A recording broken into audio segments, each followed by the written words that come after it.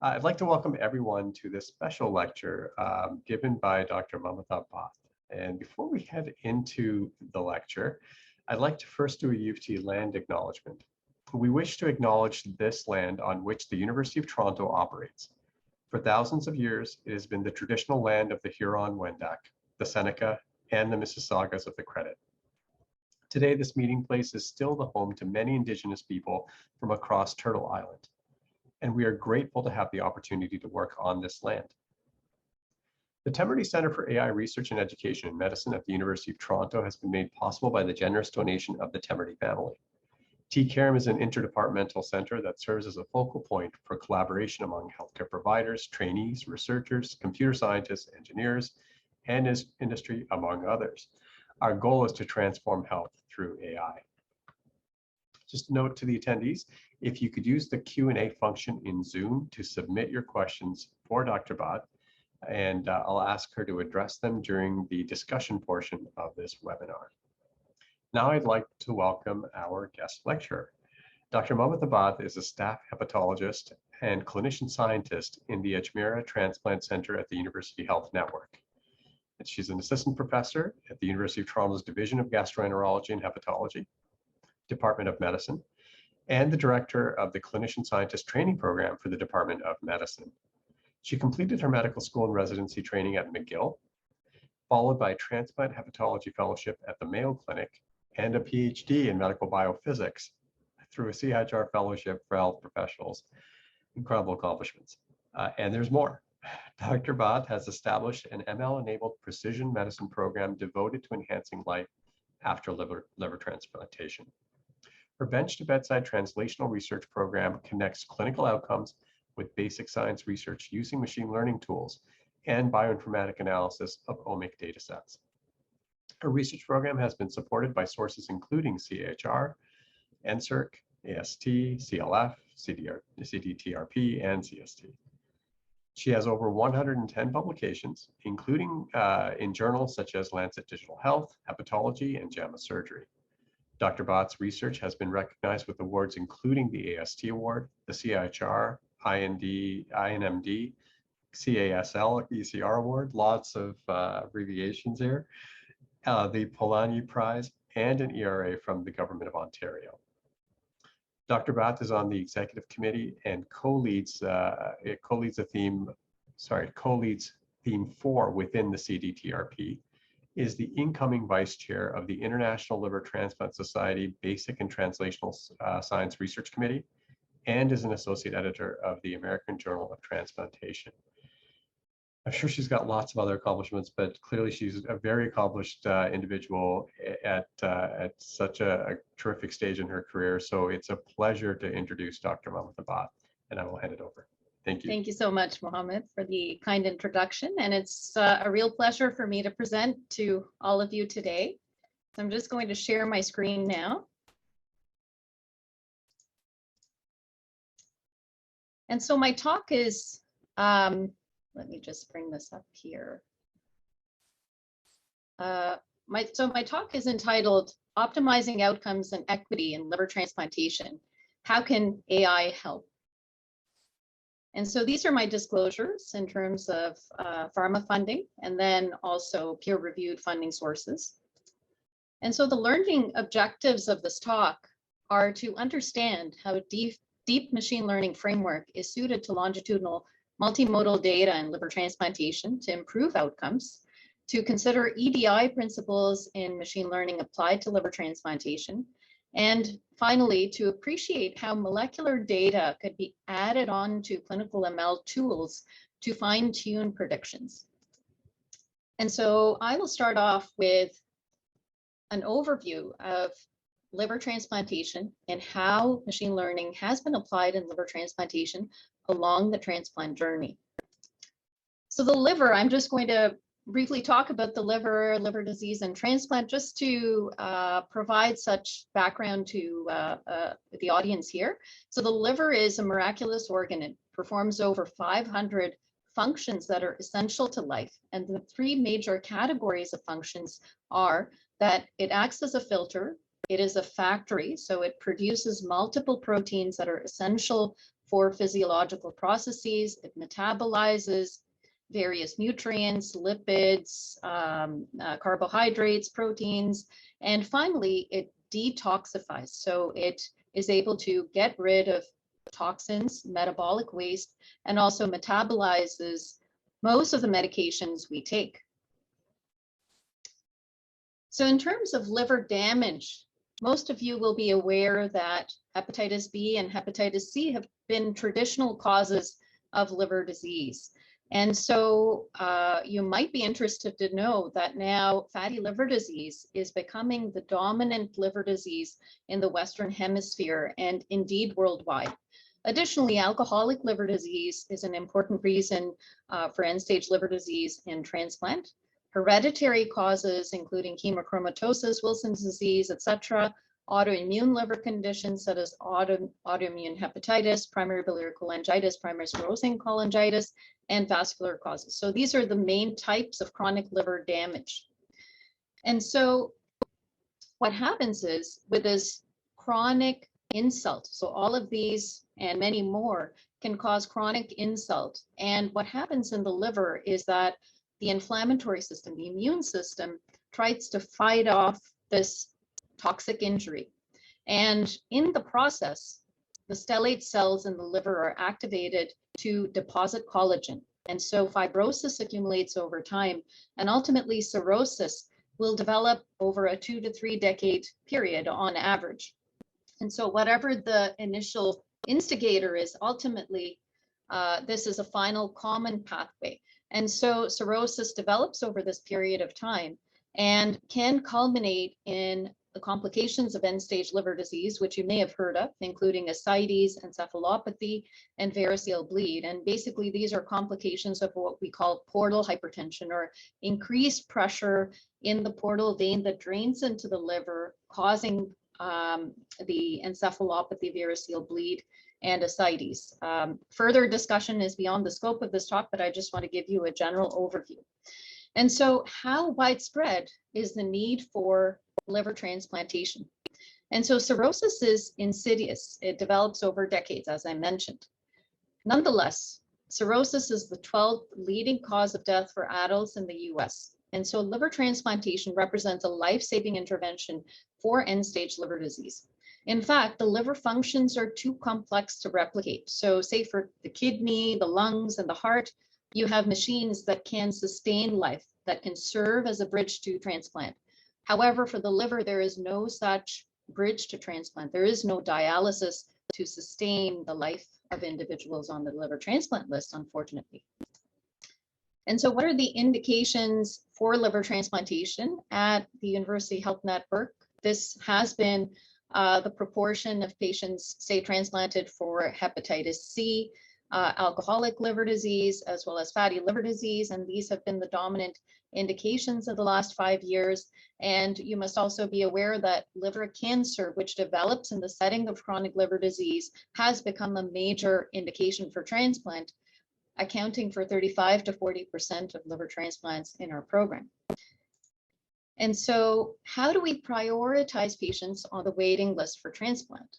And so this is the calculator. This is the scoring system that is used worldwide to prioritize patients on the waiting list. And this is called the MELS score. So this was developed and implemented in 2002, and it is predicated on the bilirubin, the INR, and the creatinine. And about 6 years later, the MELS sodium was developed, and this was because they realized that with the addition of sodium, there was even further better prediction of waitlist mortality. And you need to keep in mind that this scoring system was developed at a time when hepatitis C was the dominant disease. And so the MELS score actually significantly decreased mortality overall. However, over time, the C statistic has decreased from 0.80 in 2003 to 0.70 in 2015. So it doesn't very well represent the degree of disease severity in patients these days. And we have noticed over time, there has been much literature on this in the recent past, demonstrating that certain patient demographics are clearly not well served by the MELS score. So women are particularly disadvantaged, patients with cholestatic liver disease, so biliary disease, such as primary sclerosing cholangitis, primary biliary cholangitis, as well as patients with frailty and sarcopenia, which is a manifestation of end-stage liver disease. These are all patient subgroups who are unfortunately not well served by the MELD sodium score. And really, we also need further donors. So this is a graph representing the US experience some years ago, but basically it tells you that organ supply clearly cannot meet the demand for organs. And so in Canada, we had 545 liver transplants in 2020. And what we know is that that supply demand mismatch results in up to 30% mortality or dropout of patients from the waitlist. And so with the MELD score, MELD sodium score, this was developed using traditional biostatistical models, advanced models. So these standard models will assume that a risk factor is in linear relation to outcomes. So there tends to be this one size fits all approach, which is more interpretable by clinicians. This also means that such scores are easily implementable in clinical practice. As I showed you, the MELD score calculator is an easy plug-in of the 4 parameters, the 4 laboratory tests, and then you get an output. So this is the patient's 3-month risk of mortality. And so such scores are more trusted by both physicians and patients. So how might machine learning help in such a scenario and in medicine in general? So clinicians make decisions often based on longitudinal dynamic data, and various factors will affect susceptibility to disease and, say, mortality, waitlist mortality in this case. There are complex nonlinear patterns in blood tests. So in hepatology, there are various changes in liver enzymes, liver function tests over time, and the rate of change is particularly important. For example, when I see a patient with end-stage liver disease on the waiting list, I know that, say, that increase in INR, that increase in bilirubin in the last few weeks in the setting of a variceal bleed is a poor predictor of their risk of mortality. So unfortunately, a good predictor of their risk of mortality, but that really isn't represented in the MELD sodium score. Additionally, clinical history and physical exam findings are actually pretty important and may not be fully documented, but nonetheless, we are dependent on all such pieces of data ultimately to make a solid prediction. And so we're subconsciously processing data all the time. And so machine learning tools have been used in the recent past to address various questions in hepatology, questions mainly in terms of disease classification, prognostication, and diagnosis. And so this is a review we published about 2 years ago in Hepatology, just delineating the various scenarios in which machine learning tools have been studied. We additionally published a paper recently reviewing the applications of machine learning in liver transplantation. And here I would really subdivide the scenarios in liver transplantation into 3 categories along the transplant journey. So the pre-transplant, the donor-recipient matching, and then the post-transplant outcomes. And this is represented in this figure. So now I'll move on to specific scenarios in which we have applied ML tools in my program and developed models that I think will really be critical to better serving our patients. So one important question that I really feel strongly about based on my own experience in the clinical setting is the equity in waitlist prioritization. And so how could machine learning make waitlist prioritization more equitable? And so I'll present to you a clinical case, and this basically represents at least a few patients I've seen over the last few years, 4 to 5 patients in the last, within the last 3 to 4 years whom I've seen. And so a 35-year-old mom of 2 has end-stage liver disease due to primary sclerosing cholangitis. She has progressive jaundice, decreased energy level, pruritus, and she is referred to you with this history and also develops a variceal bleed. And she's unable to work and look after her young kids. So when you see her in the clinic, she looks quite unwell. She has sarcopenia. and she has been unable to function in her day-to-day life despite being 35 years old and not having any other comorbidities such as diabetes, etc. Her MEL sodium is only 15, and it's really her bilirubin that is pushing up this MEL sodium. All the other parameters are actually intact. Her blood group is AB, which is a very rare blood group. She's 5'4" only and weighs 52 kilos, so a small body habitus. She has no potential living donors among her family or friends. And basically, you evaluate her and put her on the wait list. And unfortunately, she passes away after 6 months on the wait list. So she dies of a cardiac arrest at home with a MEL sodium of 23. And so this really represents a tragedy because, you have a mom who has passed away, and she had 2 young children whose lives are also profoundly affected by this. And so seeing this scenario in my practice, I really felt that we needed to address this problem. And certainly there are many hepatologists who feel strongly about changing the status quo. And so what we know from the literature is that disparities exist in waitlist outcomes. So women are 10% more likely to get delisted for sickness or for death. Delisted, and then they have an 8.6% greater risk of waitlist mortality, and they are 14.4% less likely to receive a transplant. And so what are the factors that disadvantage women on the waitlist? They tend to be shorter, so there's a higher likelihood of declining an organ offer due to small stature. They have less muscle mass, so lower creatinine means a lower MELT. And there tends to be more deceased donor organs from male donors. So then it's not only the size of the liver, but also the anterior posterior diameter of the liver, which cannot be accommodated in a smaller abdominal cavity. And then additionally, you need to also consider that, say, pediatric recipients may be competing for the same organs as, say, a smaller statured woman. And will preferentially go actually to the pediatric recipient. Additionally, exception point indications have grown. As I mentioned earlier, hepatocellular carcinoma has become the most important indication for transplant. And so in this case, given that the MEL sodium doesn't reflect disease severity, patients who are receiving exception points will accumulate such points continuously every 3 months and be able to attract a deceased donor organ offer. And so these are all the factors that disadvantage women on the waitlist.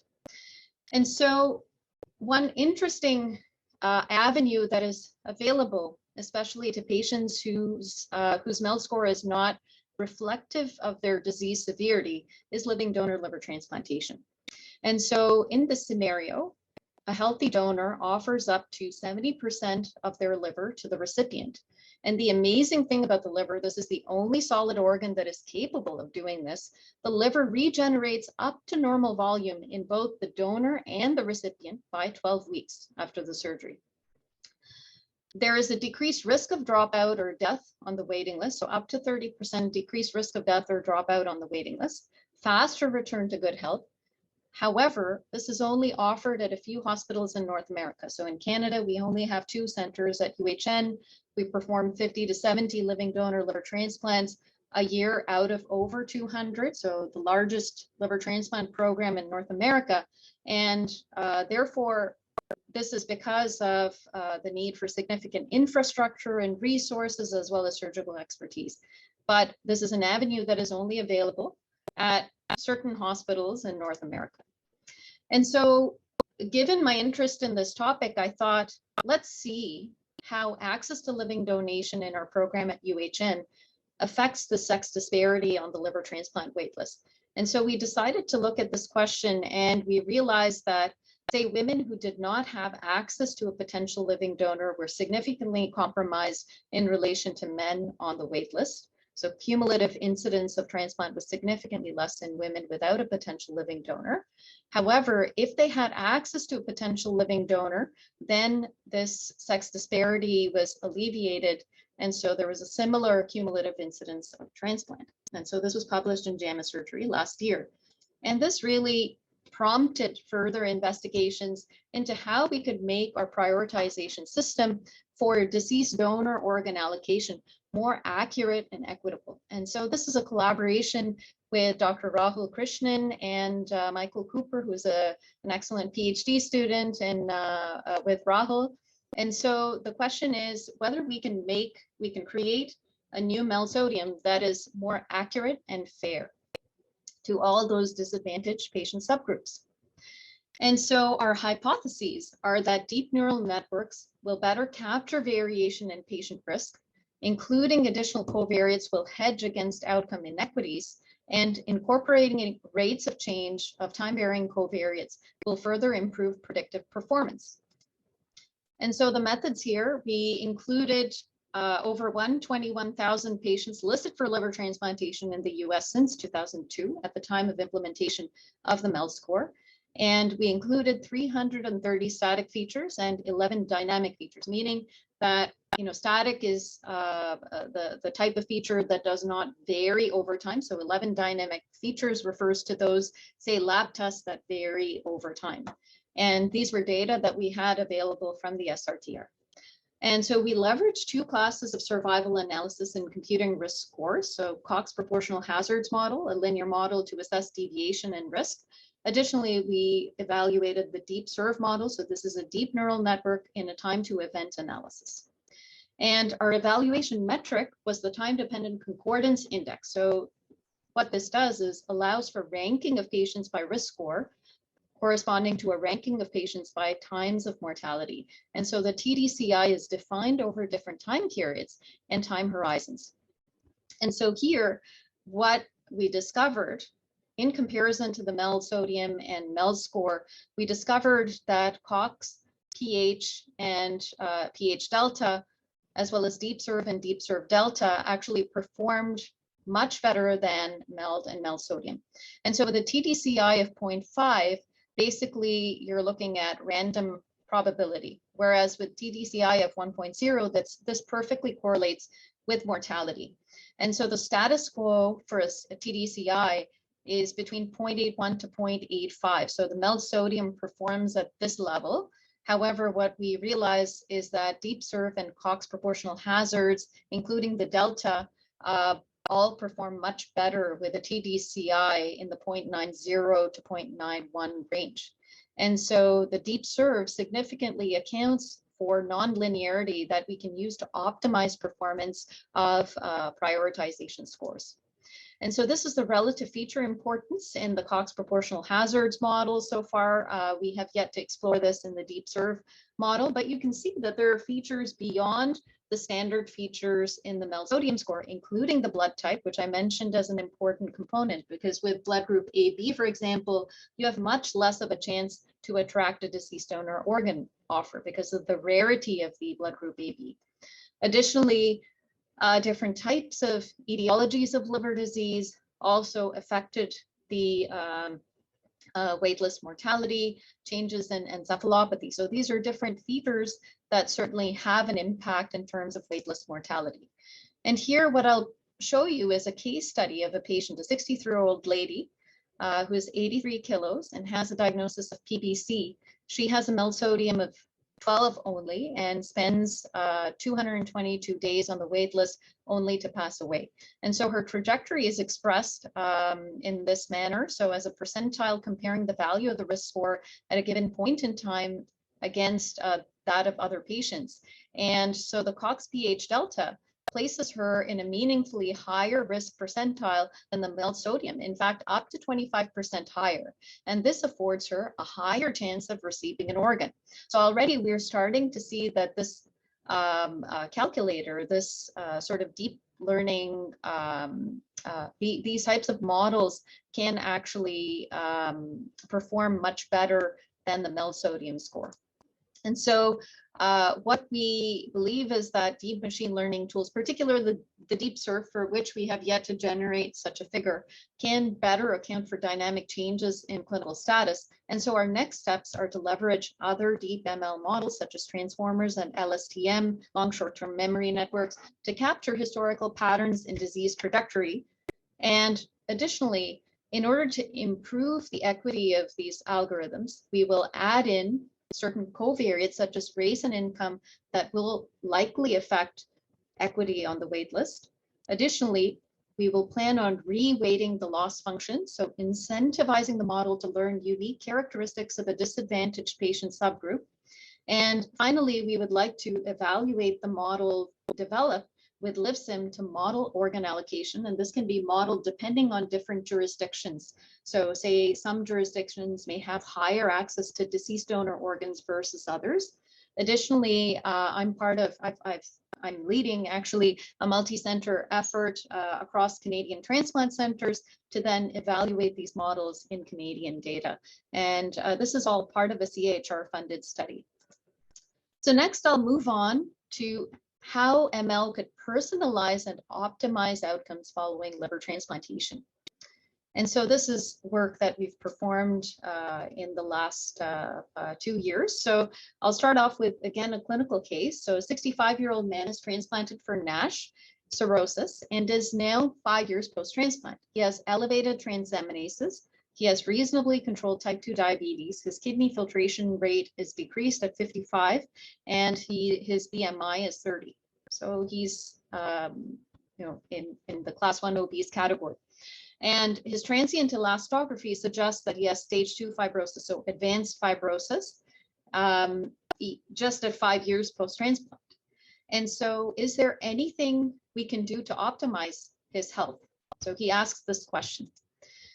And so this basically, I would say, so a lot of us have realized over the last years that long-term survival is significantly compromised and has remained unchanged in the last 3 decades. So although short-term survival of transplant recipients, 1-year survival specifically, has dramatically improved from 65% 1-year survival to over 95% 1-year survival. Unfortunately, long-term survival beyond 1 year has remained unchanged. And you can see that here. Actually, this is a publication based on the US data published in the Annals of Surgery.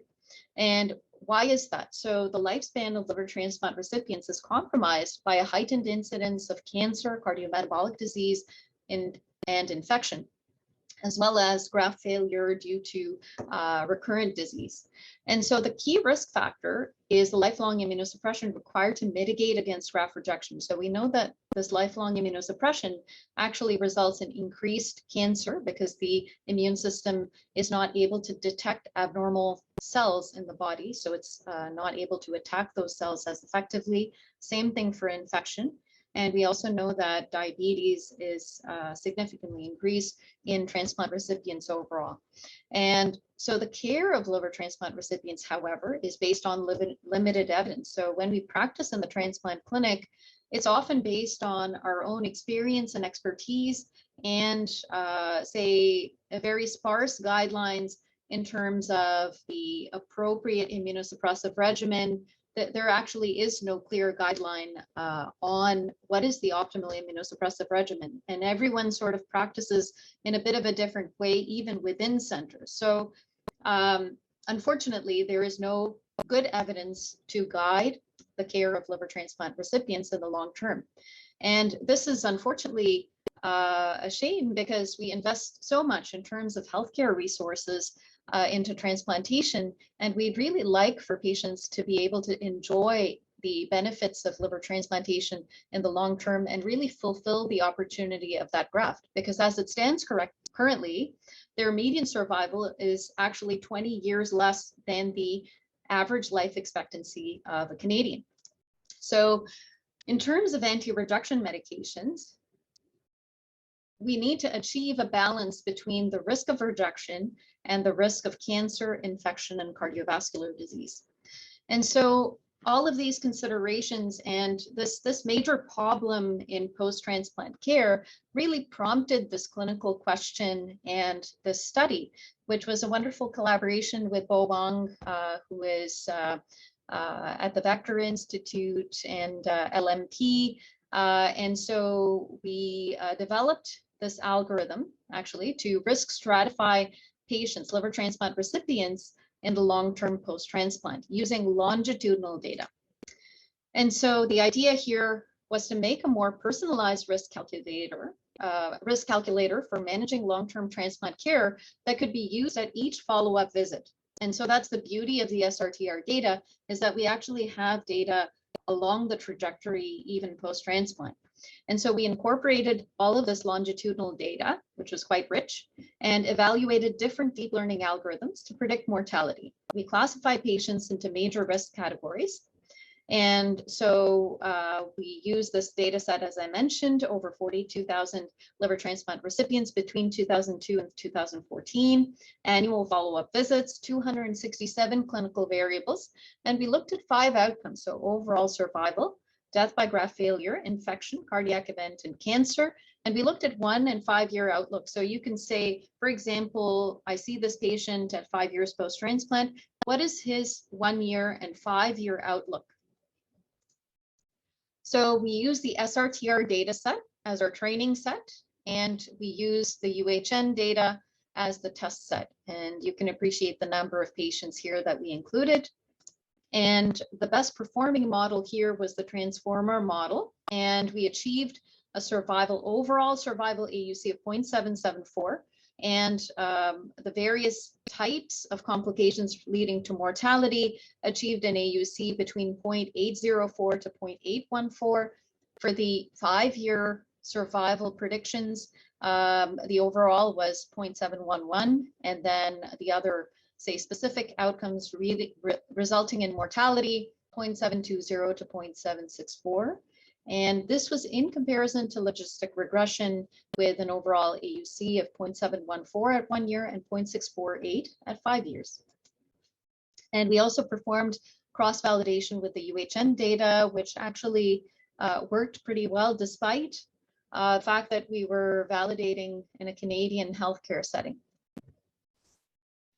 Interestingly, there were some parameters that we noticed were different for the SRTR as opposed to the UHN, including the socioeconomic status, not listed here in the top 10, but I just thought I'd bring that up as a distinction between the 2 healthcare systems.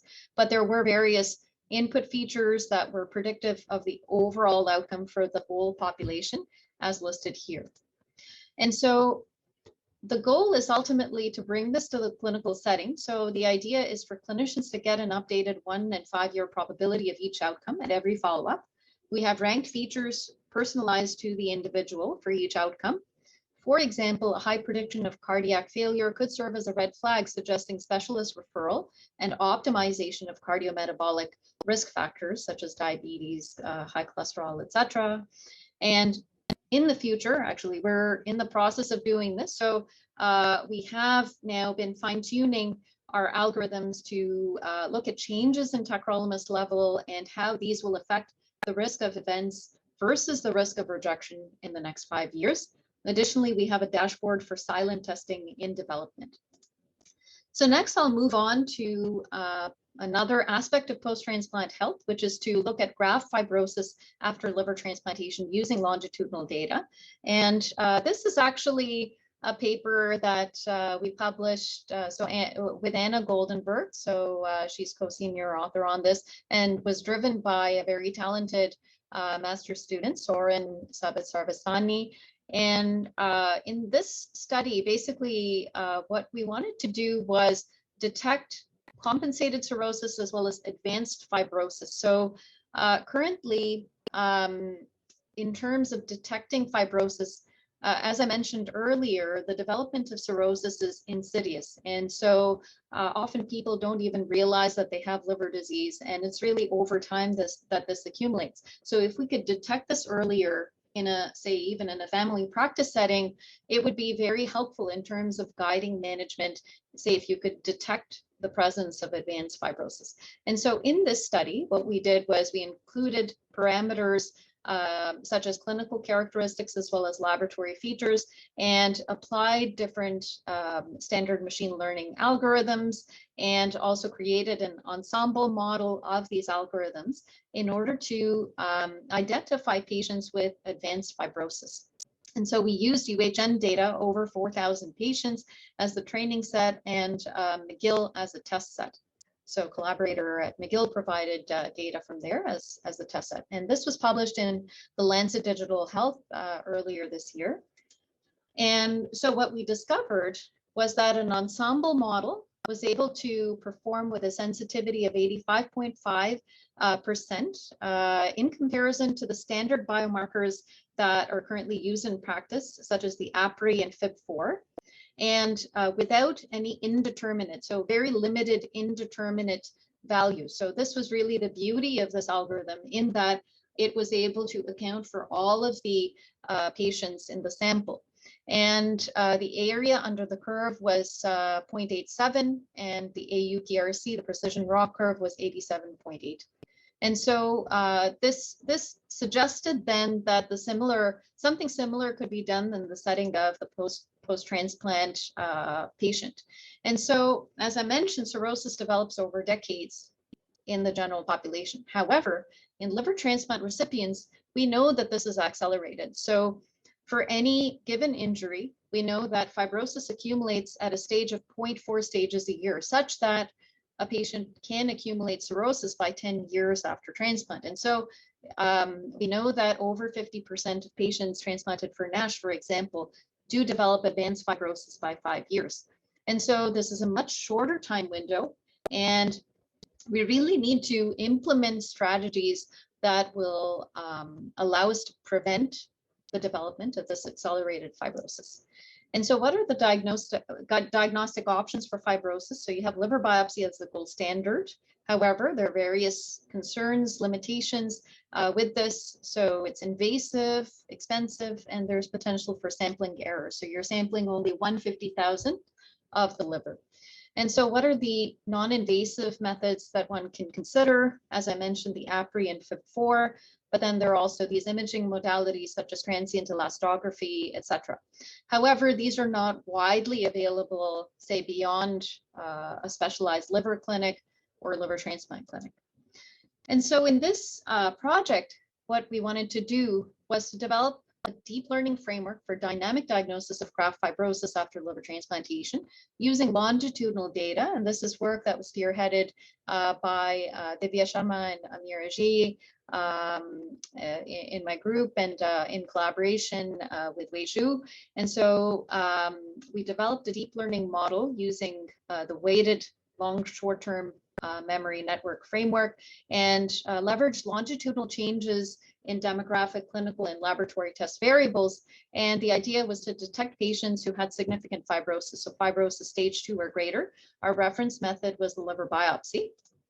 And so we had a total of 29 variables collected with longitudinal values. And we also used APRI and FIB4. We calculated these scores also using the data collected on the same day as the liver biopsy.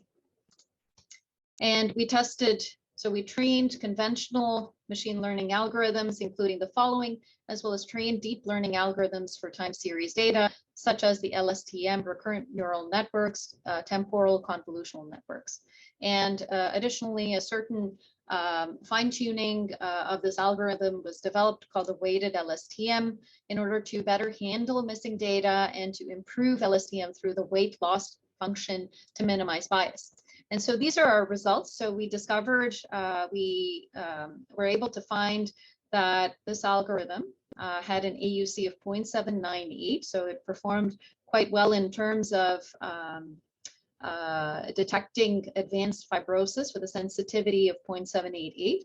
And this was in comparison to FIB4 and APRI, which had a significant number of indeterminate readings. So they were not able to provide whether the patient had advanced fibrosis or not. Whereas in our case, so with this machine learning algorithm, we had 100% determinants. And so these were the top ranked features, which actually makes sense from a clinical standpoint for the overall population. And so what would a clinician see? These are the input variables for a sample patient at 279 days after transplant. And what we would see is that this patient has a 68.1% chance of advanced fibrosis, which can guide the clinician to, say, consider changes in the immunosuppression changes in modifiable risk factors. And so this can also give the patient more incentive. For example, if they're on the heavier side and their diabetes is poorly managed, you can tell your patient, please work on this, try your best, and we will also try to implement certain strategies to manage the diabetes better so that we decrease the risk of fibrosis progression, because the last thing we want is for you to develop cirrhosis and then need to be considered for a retransplant. So now what I'll do is conclude with this section. So how can omics data be used to fine-tune machine learning predictions? And this really is because of my background in bioinformatics that I feel that this really has the ability for us to further improve on predictions that are based on clinical and laboratory data. And so this is certainly a topic of interest in recent years. How can we integrate multi-omics and clinical data in order to provide better predictions from a prognosis perspective, or say clustering patients into disease subgroups, or even providing insight into what might be potential therapies and therapeutic targets? And so this is a tool actually developed by Bo Wang called the Similarity Network Fusion tool, which enables integration of omics with clinical data. And in this case, these different layers of data were obtained from the TCGA, and basically construction of a sample similarity network was performed for each data type. And ultimately, these various steps were completed in order to then provide prediction of labels for new samples based on a constructed network. And so there is another tool called the NetDX tool by Gary Bader's group, where additionally the same sort of integration of multimodal patient data is feasible, and a patient classifier can be developed. And so this is able to address risk stratification. So for example, with all of these different types of data and clinical data, you can stratify patients into high risk versus low risk for a given clinical condition. And so you're able to, say, finally test patients classified by highest similarity, and ultimately then test this on your samples to generate such predictions and risk stratification. And so this is a project that is still in progress, but I wanted to present this just as a way to say that we are working on, say, fine-tuning clinical algorithms. So we have developed now so far a machine learning model to detect different graft pathologies using the closest clinical and laboratory test parameters to liver biopsy. So just to give you a clinical perspective, a very common situation that I encounter in my practice is that of patients with elevated liver enzymes.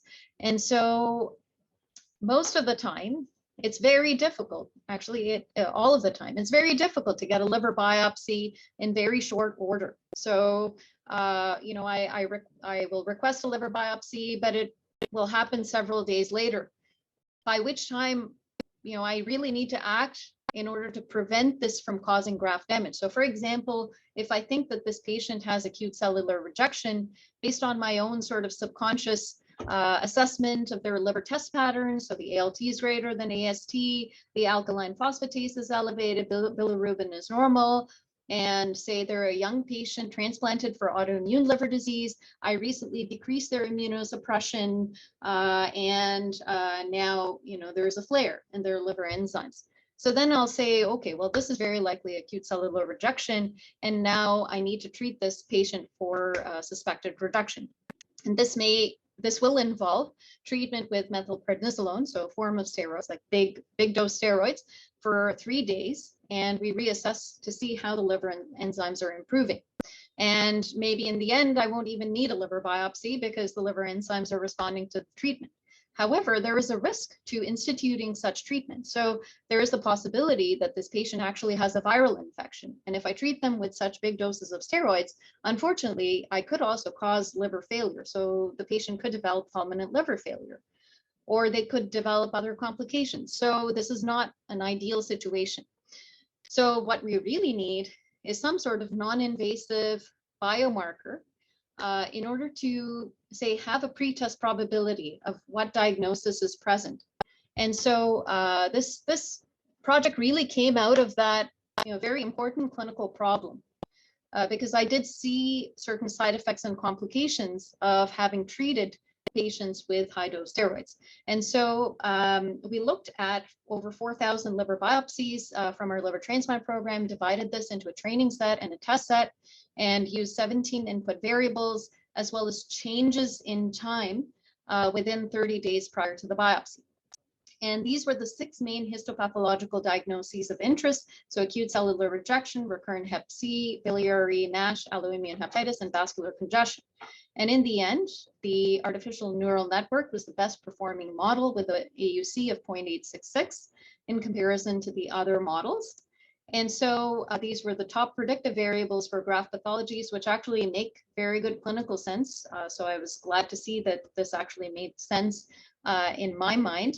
And so now what we're doing is moving on to fine-tuning these predictions, and this really leverages local expertise. So Daniel de Carvalho is an internationally recognized epigenomics expert, and Christina Baciu is a computational biologist on my team. And what we're doing is using CF-me-DIP-seq, which is an assay that leverages very small amounts of plasma and looks at distinctive methylation patterns on circulating DNA. So this is based on a paper published in Nature in 2018, wherein this assay was used to screen for cancer. And so we're using this now, we're studying this in the liver transplant patient population as a non-invasive diagnostic biomarker of graft pathology. And so what we have found so far, and this represents less than 10 samples so far, but we are actually expanding this to include close to 100 samples in the near future. And what we have are distinctive methylation patterns in genes involved in FC epsilon signaling, TGF beta signaling in patients with graft rejection. And we have distinctive methylation changes in genes involved in lipid and fatty acid metabolism in liver transplant recipients with fatty liver disease. And so fatty liver disease and their graft. So this is very interesting and very promising to me as a transplant hepatologist. And ideally, what we would do is then bring together that clinical laboratory test-based tool with these methylation patterns on circulating DNA and bring these together to really generate a solid prediction as to what the graft pathology of interest is. And really this will then guide proper management of patients, make this much safer and even decrease healthcare costs potentially.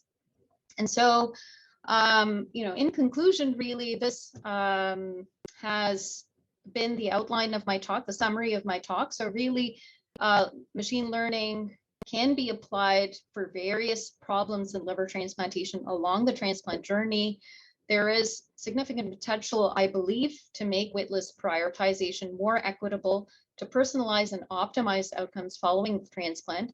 And as well, I believe there's great promise to using omics data to fine-tune predictions. And so these are the take-home messages. And I'd like to really acknowledge my collaborators who've been very keen and enthusiastic in helping me with these research projects. I'd like to acknowledge my dedicated and enthusiastic research team, co-supervised trainees in computer science, as well as alumni of our research program. And these are my funding sources, whom I'd like to acknowledge. This is our lab website that I'd refer you to for any further information regarding our program. So thanks so much for your attention, and I'm happy to take questions now. Great, thank you so much, Dr. Bhat, for a terrific presentation. We have somebody who's raised their hand. Abraham, I'm wondering if you have a question, if you could put into the Q&A box, and I'd be happy to field the question for you, if that's okay. And while Abraham is doing that, why don't I actually start, I know we have a little bit limited time, but I'm gonna ask the question around the translation part.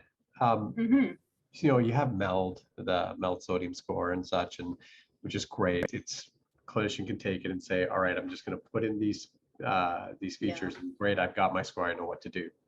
Yes. You get into the realm of machine learning and complex algorithms. What do external centers, like you've developed the algorithm, which is fantastic. What do external centers need in order to actually deploy a more complex machine learning model? Yeah, so I think, this is a very complicated question that will involve various stakeholders, I think. So certainly, as we further work on these models and refine these models, I'm reaching out to different collaborators from across Canada as well as the US in order to test these models. And so for deployment, I think ultimately, one would hope to say have a central data storage ultimately to allow for aggregating the different data points from across the different centers and assessing whether these algorithms can work in real time. For deployment, actually, it's not. Additionally, we will need buy-in from other players, such as the organ procurement agencies. So I've been speaking with, say, Trillium Gift of Life, but this will require, say, in Canada, it would require buy-in from the Canadian Donation and Transplant Research Program, which I'm a member of, as well as the Canadian Blood Services. So there are a lot of different players in the picture.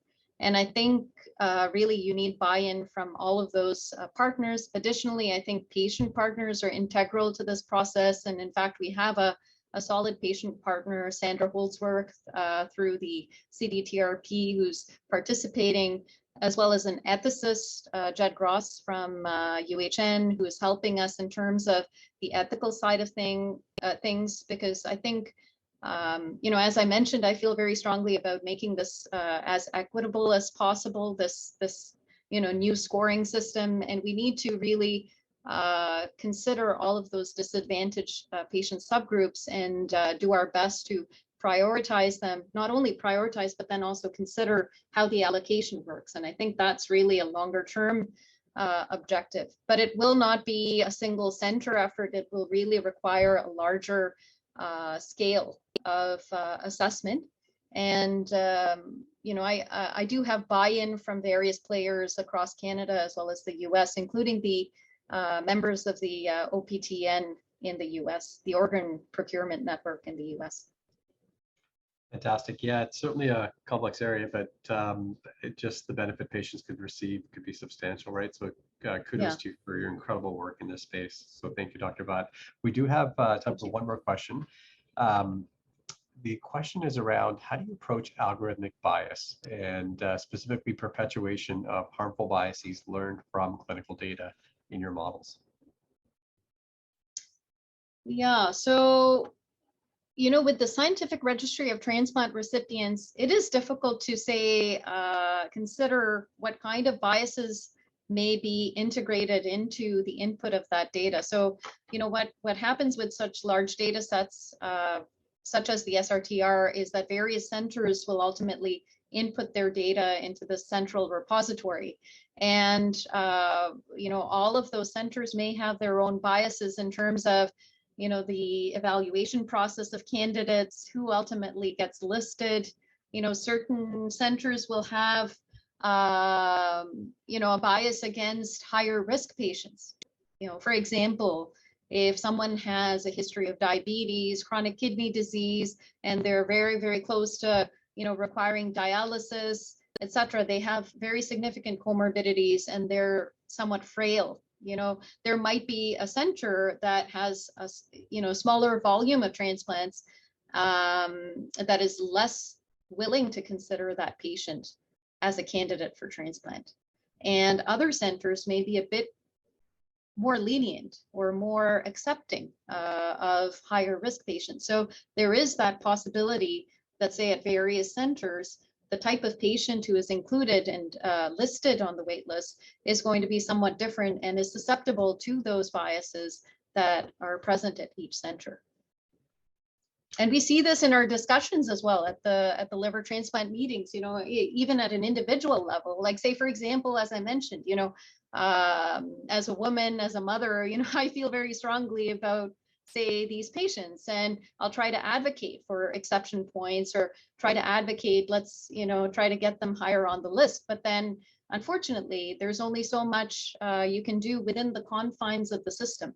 And so each person will try their best to advocate for their patient. For sure, everyone is wanting the best for the patients, but for our patients. But in the end, there are certain confines as well at this current time. And I'm hoping that by developing an algorithm that can account at least for certain factors that we have available, that we can improve that. But then I think, the potential for bias is there. And we may not be able to address that with the data we have right now. Yeah, incredibly important issues. I am cognizant of the time, so I'm going to end questions there. The other questions were related to this exact issue of bias, and also some advice you could give for students in terms of what they should be thinking about when they want to advance their understanding of machine learning and AI. It's a pretty big question, so I'd encourage you to reach out to Dr. Bhat. But I'd like to close at this point. I want to thank Dr. Bhat in particular for an incredible talk, phenomenal work that's going on. And we're just so fortunate to have leaders like Dr. Bhat in this field. So thank you for your incredible work and contributions, Dr. Bhat. Thank you. Thank you so much for the opportunity. Well, it's our pleasure. Thank you. And I'd like to thank everyone for attending this fascinating talk.